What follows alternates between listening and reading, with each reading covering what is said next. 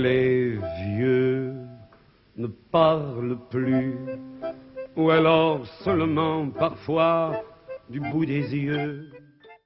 Et coucou, je vous retrouve aujourd'hui après un bon moment sans avoir filmé et parlé de livres pour une petite vidéo avec un concept que j'avais dans les tiroirs depuis franchement plusieurs mois. Et du coup, c'est la première vidéo de ce genre-là sur la chaîne.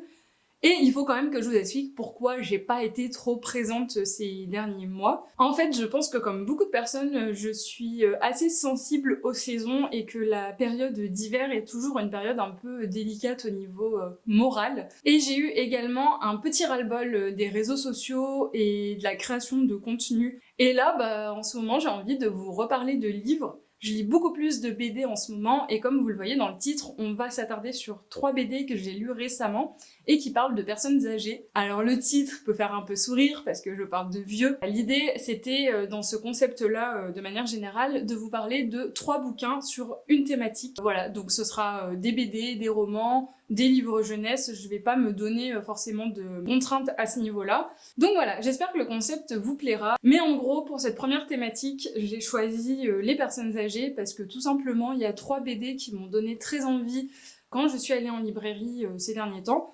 Et je me suis dit, pourquoi pas, du coup, faire une thématique autour de ça. Et je trouve que la place des personnes âgées est en train un petit peu de changer, du coup, avec toute cette histoire de pandémie, parce qu'au final, maintenant, on parle beaucoup des personnes âgées, ce qui n'était pas vraiment le cas avant, j'ai l'impression. En tout cas, j'avais l'impression qu'on entendait très peu parler des vieux en général. Et du coup, je trouvais ça intéressant de pouvoir vous présenter des livres où on met en lumière des personnes âgées. Je pense que dans la société dans laquelle on vit aujourd'hui, la place de la personne âgée est quand même vachement différente parce qu'avant, on avait tendance à garder nos ancêtres avec nous jusqu'à leur mort, au final. Donc il y avait vraiment un truc aussi transgénérationnel où toutes les générations d'une famille pouvaient vivre sous le même toit. Et du coup, il y avait quelque chose d'un peu différent, je pense, dans la transmission.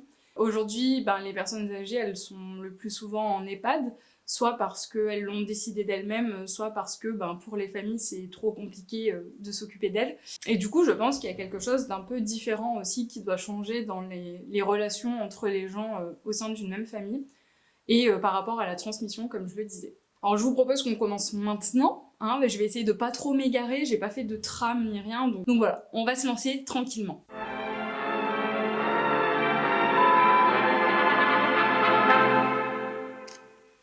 Et justement, dans le plongeon, on va s'interroger sur ce qui se passe quand on commence à perdre son autonomie et quand on décide de rentrer en EHPAD. Qu'est-ce que ça change pour les personnes? Qu'est-ce qui se passe à l'intérieur? Et qu'est-ce que ça enterre aussi en nous, ce changement qui est assez radical?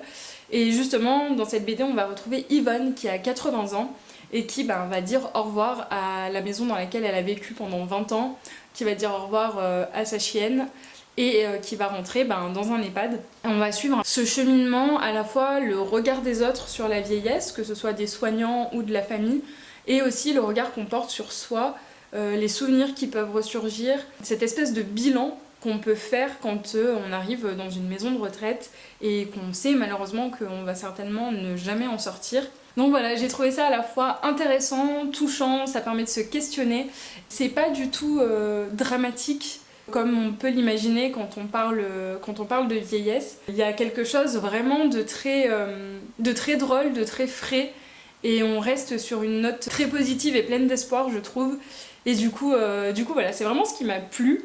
Après, je vous cache pas que j'ai quand même été émue à plusieurs passages parce que ça vient remuer un petit peu des petites choses. Donc si vous souhaitez le lire, mettez-vous dans un mood un peu particulier quand même. Peut-être que je fais ma gamine, mamie.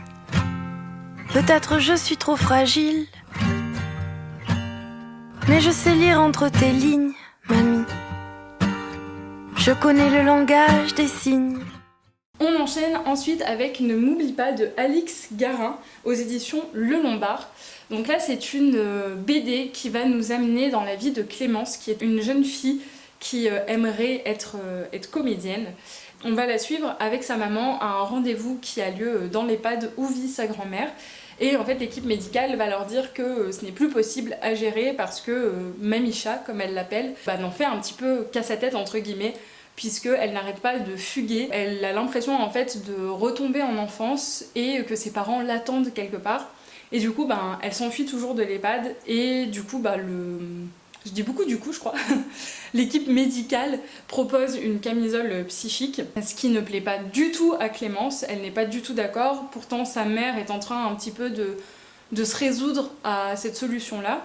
Et vous l'aurez compris, Mamicha, elle est atteinte d'Alzheimer, donc elle a souvent des pertes de repères comme ça. Et donc Clémence n'est pas du tout d'accord avec ça, et un jour, alors qu'elle va visiter sa grand-mère, elle décide de l'enlever en quelque sorte et de l'amener dans la maison familiale où, quand elle part dans ses délires, elle a l'impression de vouloir retourner.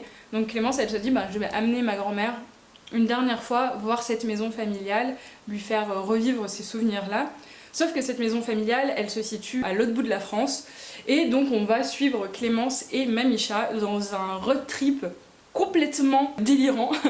Il se passe énormément de trucs. Quand je le lisais, j'avais juste envie de le voir adapté en film parce qu'il se passe tellement de choses. Et voilà, j'avais l'impression un petit peu de lire une histoire d'Anna Gavalda dans la poésie qu'il y a dans les relations entre les gens, dans cette espèce de truc hyper humain qui relie les personnes d'une même famille. Et il y a aussi cette thématique-là de se questionner sur qui on est et sur les souvenirs qui restent. Quand on est enfant, en fait, on vit des expériences et je pense qu'il y a un moment où ces souvenirs, ils peuvent parfois se transformer et devenir une histoire qu'on se raconte. On va venir un petit peu enrober ça avec notre interprétation et un regard que nous, on a eu à ce moment-là.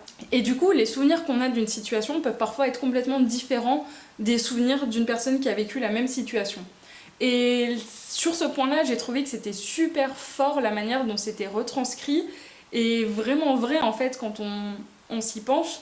On se rend compte qu'effectivement, il y a peut-être des choses qu'on a intériorisées qui sont pas totalement la réalité et qui peuvent parfois biaiser des relations qu'on a avec des gens de notre famille par exemple. Et là, c'est totalement ce qui peut se passer en fait dans Ne m'oublie pas. Et voilà, après la thématique d'Alzheimer, c'est une thématique qui, je trouve, dans un récit peut être très très intéressant. Et pour le coup, Alix Garin, elle arrive à utiliser cette thématique-là de manière très intelligente et à vraiment du coup mettre en valeur, encore une fois, les relations entre les gens par le prisme de la maladie d'Alzheimer. Par contre, comme beaucoup de BD un petit peu volumineuses comme celle-ci, le prix est un petit peu élevé, elle coûte 22,50 €. Donc après, je pense que vous pouvez l'emprunter par exemple à la médiathèque ou à la bibliothèque si vous en avez la possibilité. Et j'ai encore des fourmis dans les jambes, ça fait mal. J'ai l'impression pour le coup là d'être une petite mamie. Ah oui, j'ai oublié de dire qu'il y a un passage que j'ai trouvé vraiment très très très beau. Je vais vous le lire. Il arrive qu'on se croit incomplet simplement parce qu'on est jeune. C'est une phrase d'Italo Calvino. Est-ce que ça arrive à tout le monde de se regarder dans la glace et de se dire « c'est moi » ou bien « voilà, ça c'est moi ». Est-ce que tout le monde fait ça? Est-ce qu'on fait ça seulement quand on a 20 ans?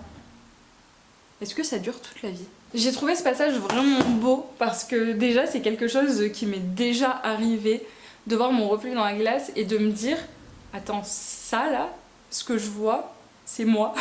C'est une sensation vraiment bizarre. Et en fait, je trouve que le parallèle avec la maladie d'Alzheimer de Mamicha est super intéressant parce que quand Mamicha elle se retrouve à se rappeler dans quelle situation elle est, il y a une espèce de recul qui est fait sur elle-même où elle se dit je suis en train de vivre ça, ça c'est moi, c'est ce qui est en train de m'arriver. Et c'est à la fois déchirant et presque un peu fascinant de voir comment le cerveau peut réagir face à une maladie comme la maladie d'Alzheimer et comment le recul peut être fait tout en se souvenant pas des phases où on perd un peu la boule et où on a l'impression de revenir des années et des années en arrière. Et du coup, vous l'aurez compris, dans des passages comme ça, dans des parallèles entre ce que Clémence et Mamicha vivent, Alix Garin, elle arrive vraiment à entremêler les sensations, entremêler les questionnements existentiels et encore une fois c'est un des points qui fait que cette BD est vraiment très forte et vraiment très bien réalisée. J'ai aussi oublié de parler du traitement graphique qui est hyper doux. Comme vous le voyez sur la couverture, on est vraiment sur des tons un peu pastel, rose, violet, bleu et c'est hyper agréable à regarder et je trouve que ça enveloppe le tout dans une douceur qui peut trancher un peu avec la violence des expériences que peuvent vivre les personnages. Et en fait j'ai oublié de dire plein de trucs parce qu'il y a aussi énormément d'humour dans cette BD. Vraiment quand je vous dis que c'est un road trip délirant, c'est vraiment un road trip délirant. Il se passe mais des scènes, tu te dis mais quoi. C'est hyper rythmé du coup, donc voilà, c'est aussi une BD qui est pleine d'humour. Et voilà, je pense que pour toutes ces raisons, vraiment, vous feriez bien de la lire. Dis-moi que t'as pas tout effacé, mamie. Que t'as pas vidé la corbeille. Allez, avant d'avoir l'impression de perdre mes jambes, je vais vous parler du troisième titre, c'est Malgré tout de Jordi Lafèbre aux éditions d'Argo. Donc pour celle-ci, on parle de vieillesse, on part de la vieillesse à vrai dire, mais c'est pas tout à fait la thématique de la BD. En fait, on va retrouver Zeno et Anna dans une scène de début qui est en fait une scène de fin, puisque l'histoire est racontée à l'envers. Donc on retrouve Zeno et Anna, deux personnes âgées, qui, on le comprend au fil des premières pages, sont en train vraiment de se retrouver l'un et l'autre. Et voilà, ils font des espèces de clins d'œil à plein de choses qu'on va découvrir en fait dans les chapitres suivants, puisque comme je vous le disais, c'est vraiment décrescendo l'histoire. On va vraiment parler là des relations manquées, de ces relations qu'on a loupées, qui ont loupé le coche parce qu'on a fait des choix dans nos vies qui n'étaient pas compatibles avec ces relations-là. Et j'ai trouvé ça très intéressant, très fort. C'est pas celle que j'ai préférée, c'est celle même que j'ai le moins aimée des trois titres que je vous présente, même si je dois dire que je l'ai quand même beaucoup apprécié, ne serait-ce que par le traitement graphique qui encore une fois est très doux et très beau. La thématique du coup qui est traitée est très intéressante et encore une fois je trouve qu'elle peut nous interroger sur nos propres choix, que ce soit des choix qu'on a fait au niveau d'une relation, de justement ne pas la continuer ou bien de la continuer, ou que ce soit des choix plus généraux qu'on fait dans nos vies et qui ont forcément à un moment donné un impact sur notre existence.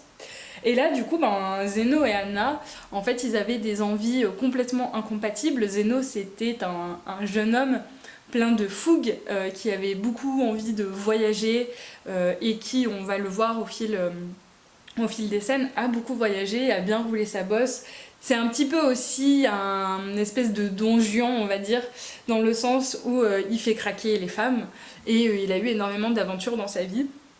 Et à l'inverse, Anna, elle avait vraiment une vision très carriériste avec des ambitions professionnelles très grandes.